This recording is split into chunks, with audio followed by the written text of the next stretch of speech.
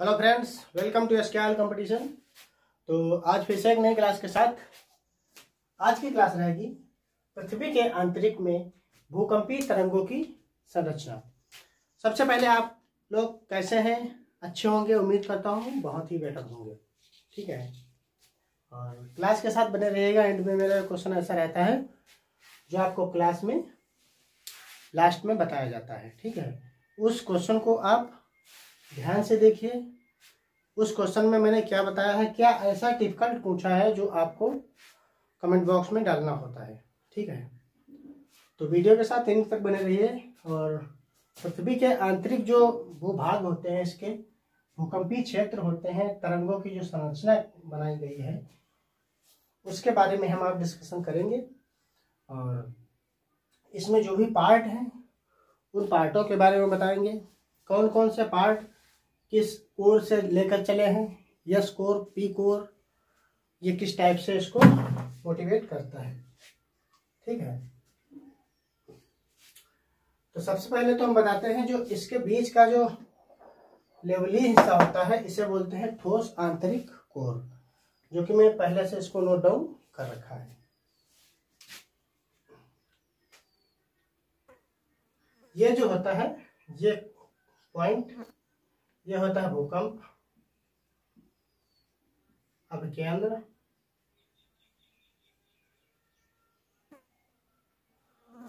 ये होता है भूकंप अभिकेंद्र, जहां से इसकी स्टार्टिंग बेस प्रक्रिया स्टार्ट होती है। ठीक है, अब ये जो किरणें निकल के आती हैं यहां से, तरंगे जो होती हैं, ये पी तथा यस तरंग, ये किरणें जो होती हैं पी और यस तरंगे होती हैं। ठीक है, अब हम बात करते हैं ये जो गोलार्ध होता है अंदर का पार्ट पाया जाता है। ठीक है, मैंने इसमें मार्कर लगा दिया है, बट इसको हमें हटाना होगा, नहीं तो आप लोगों को बेटर में अच्छे से समझ नहीं आएगा। ठीक है, इधर की जो ये रे होती हैं, ये पी एवं यस तरंगे हैं। ये पी एवं यस तरंगे इधर से और इधर से दोनों ओर को मोटिवेट करती हैं। ठीक है, अब बात करते हैं इसमें जो मेन तरंगे ये होती हैं, ये जो मेन तरंगे होती हैं ये यस किरणों को प्रवेश करने से रोकता है। क्या करता है, ये किरणें जो होती हैं वो यस तरंगों को जो है प्रवेश करने से रोकता है। यस तरंगों से प्रवेश करने से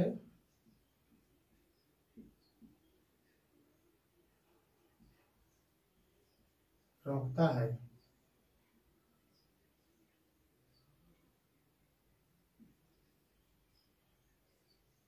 प्रवेश, यस तरंगे जो होती हैं यस तरंगों को जो है प्रवेश करने से रोकता है। ठीक है, अब बात करते हैं एक यहाँ पे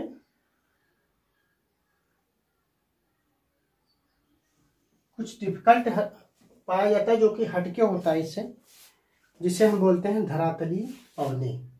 धरातली पवने,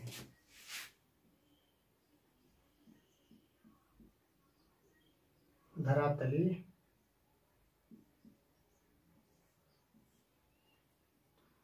धरातली पवने भी कह सकते हैं, या धरातली ईयल किरणें भी। तो हम धरातली ईयल किरणें लिखे दे रहे हैं। धरातली ईयल किरणें पाई जाती है। ठीक है, गर्म बहुत लग रहा है।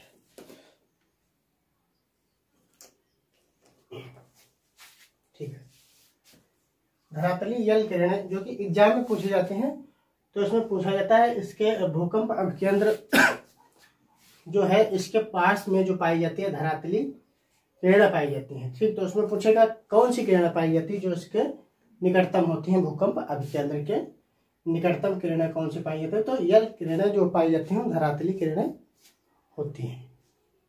ठीक है।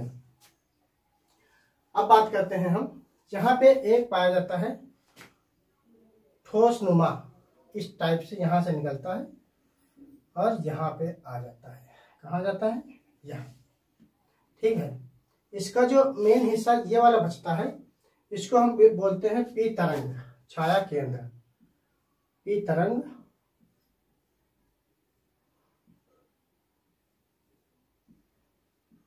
छाया केंद्र, इसको हम बोलते हैं पी तरंग छाया केंद्र। ठीक है। अब बात करते हैं, ये जो किरण आई है, किरण वहां से निकल के आई है, ये यहाँ पे रुकी है, मेन पॉइंट इसका यहाँ पे आया है। ठीक है। इसके और इसके बीच का जो भाग बचता है, इसके और इसके बीच का जो भाग बचता है, उसको हम बोलते हैं, एक मिनट एरो बना के, प्रत्यक्ष रूप से पी किरणें जो होती हैं उसको हम बोलते हैं अभाव। प्रत्यक्ष रूप से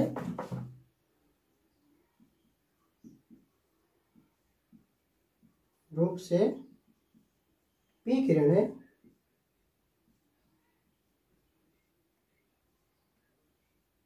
या किरणों का अभाव।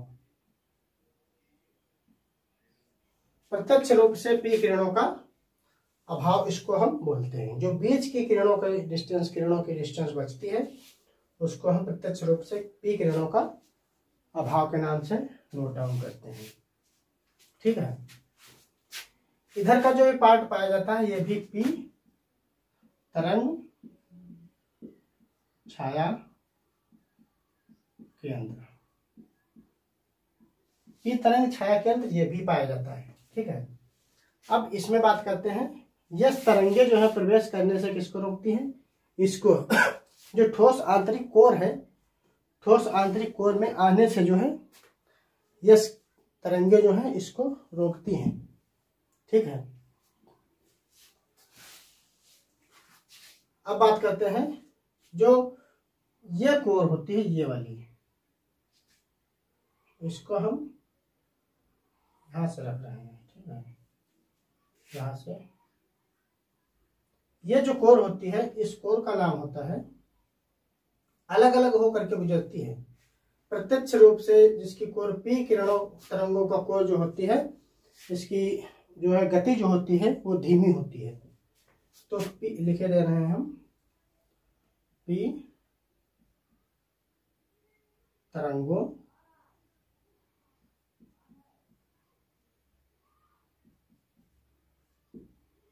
पी तरंगों कोर धीमी गति,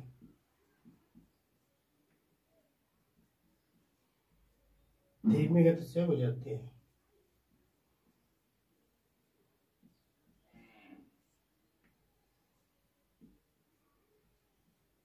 ठीक है। पी तरंगों कोर जो है ये धीमी गति से यहां से गुजरती है। ठीक है।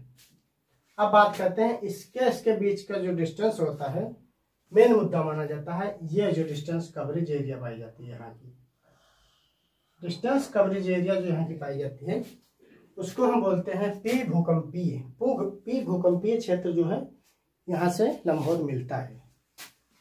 पी भूकंपीय,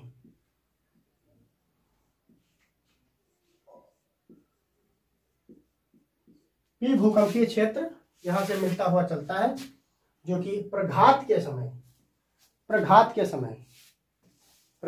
समझ रहे हो, जिस टाइम भूकंप का अभाव तेजी से बढ़ जाता है और ये पी भूकंपीय क्षेत्र जो होता है, ये अपने आप को कंट्रोल में लेने की कोशिश करने लगता है। ठीक है। पी भूकंपीय किरण क्षेत्र जो होता है अपने आप को कंट्रोल करने में कोशिश करने लगता है। उसके बाद क्या क्या होता है, यहां से जो किरणें निकलती हैं, यहां से पी भूकंपीय क्षेत्र जो है, यहाँ तो जो किरणें निकल के यहाँ से आती हैं सीधा ड्राइंग करते हुए, तो यहाँ 11 मिनट पे पहुंच जाती हैं। ज़्यादा टाइम भी नहीं लगता है इसमें, 11 मिनट और कुछ 8 सेकंड पे ये पहुंच जाती हैं।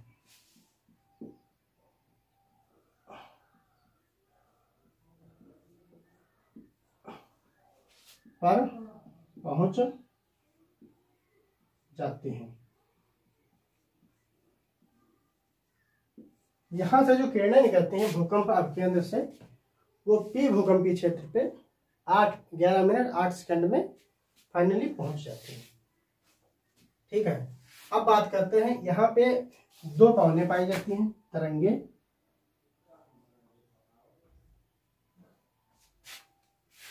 एक तो तरंग पाई जाती है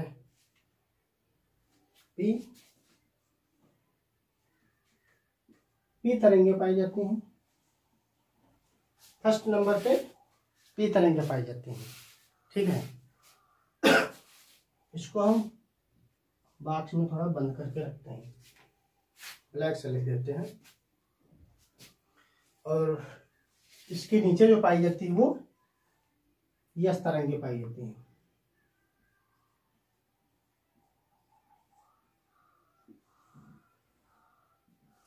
यस तरंगे पाई जाती है। ठीक है, अब बात करते हैं, जो ये इतना भूभाग होता है, ये भूभाग जो होता है इसको हम इस टाइप से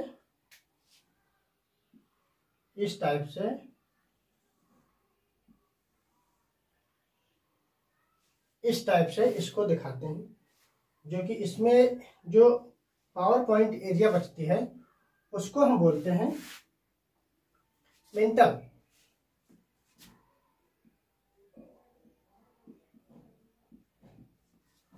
पावर पॉइंट एरिया को बोलते हैं मेंटल। ठीक है, जो यहां से होके एक एरिया गुजरती है जिसे हम बोलते हैं क्रस्ट एरिया यहाँ की होती है। क्रस्ट एरिया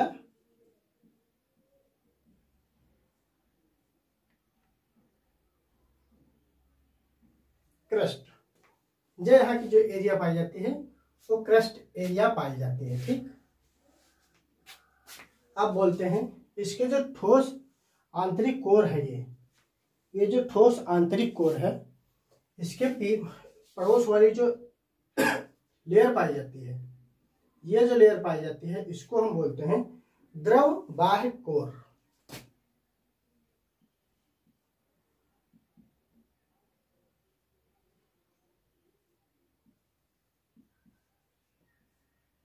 द्रव बाह्य कोर, इसके बाहरी पार्ट में बोलते हैं इसको द्रव बाह्य कोर। ठीक है, अब बात करते हैं यहाँ की जो अक्षांश रेखा जो पहुंचती है यहाँ पे कितनी डिग्री सेल्सियस पे पहुंचती है। ठीक है, इससे और इसके बीच का जो न्यूनतम क्राइटेरिया पाई जाती है यहाँ की, तो 103 अक्षांश पे जो है यह पाई जाते हैं। प्रत्यक्ष कार्य में जो है पी तरंगों का अभाव माना जाता है। प्रत्यक्ष रूप में पी तरंगों का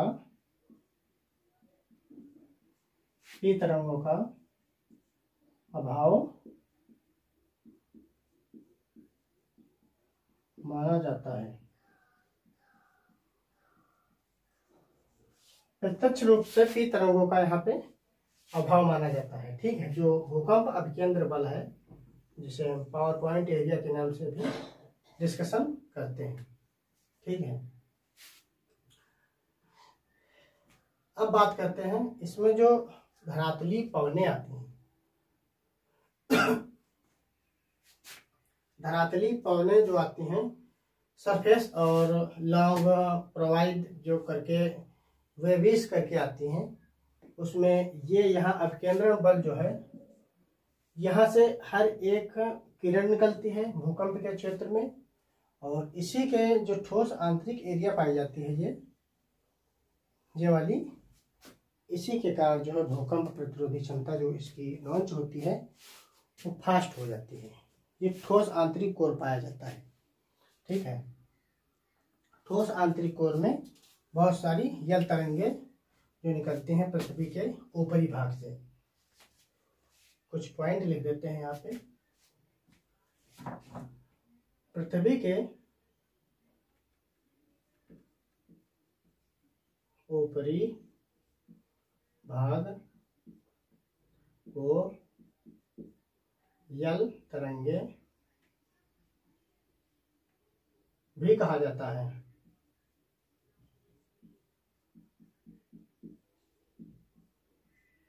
ठीक है, जो कि अत्यधिक वेरी पावरफुल, जो कि अत्यधिक शक्तिशाली होती हैं।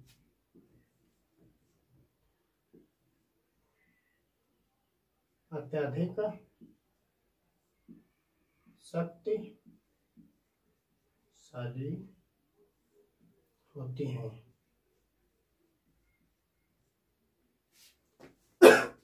पृथ्वी के ऊपरी भाग की जो तरंगे यल तरंगे होती हैं, वो सबसे ऊपरी भाग की तरंगे मानी जाती हैं, जो कि सबसे शक्तिशाली मानी जाती हैं। ठीक है, इसके नीचे का जो भाग होता है, वो जो तरंगे यल तरंगे जो होती हैं, वो जो है सबसे लंबा मार्ग जो है, डिस्टेंस जो एरिया होती है, वो सबसे लंबा मार्ग तय करती हैं। तो ये जो इसकी क्राइटेरिया है, यह सबसे लंबा मार्ग तय करती है। और एक चीज इसके अंदर जरूर है, सबसे मार्ग लंबा जरूर तय करती हैं, लेकिन इसकी जो स्पीड एरिया होती है वो सबसे धीमी होती है।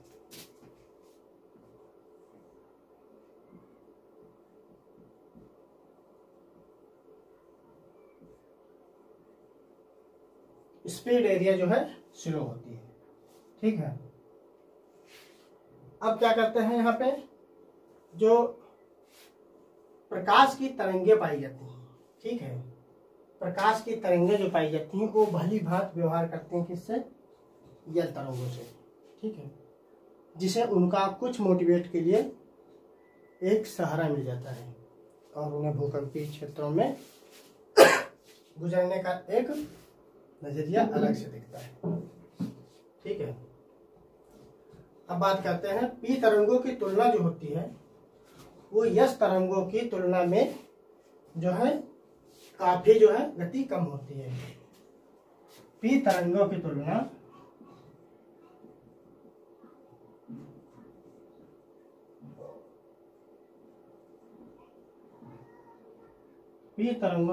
में पी तरंगों की तुलना में जो है गति जो होती है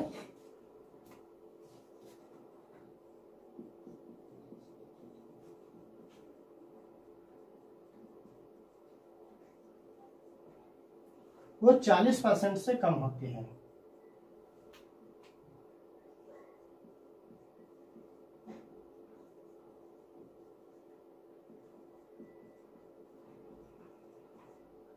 चालीस % से कम होती है। पी तरंगों की तुलना जो होती है वो 40% जो है यस तरंगों की तुलना से कम पाई जाती है। ठीक है, इसके संबंध में जो धरातल कोर होते हैं, धरातल कोर जो होते हैं भूकंप अभिकेंद्र से निकलती हैं, जो धरातल कोर से जो हो करके गुजरती हैं, उसको हम पृथ्वी के तरल होने में जो है अनुमान लगाया जाता है। धरातल से होकर पृथ्वी की तरंगों को उससे अनुमान लगाया जाता है।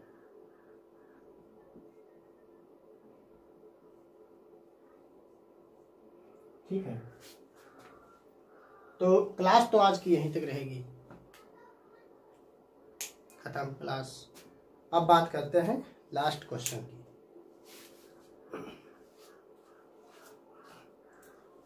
ये बताइए, अनुप्रस्थ अवस्था में, क्वेश्चन मेरा कहाँ रहेगा, इसमें लिख देते हैं।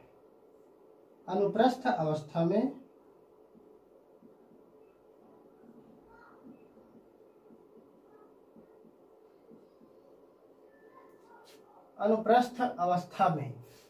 ठीक है। जो गौण किरणें निकलती हैं, गौण किरणें,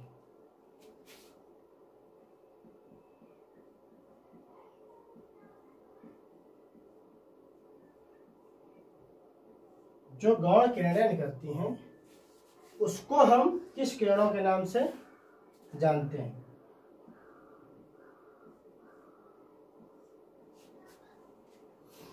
उसको हम किस किरणों के नाम से जानते हैं? और ये जो क्वेश्चन मेरे लास्ट का है आपको कमेंट बॉक्स में डाल देना है।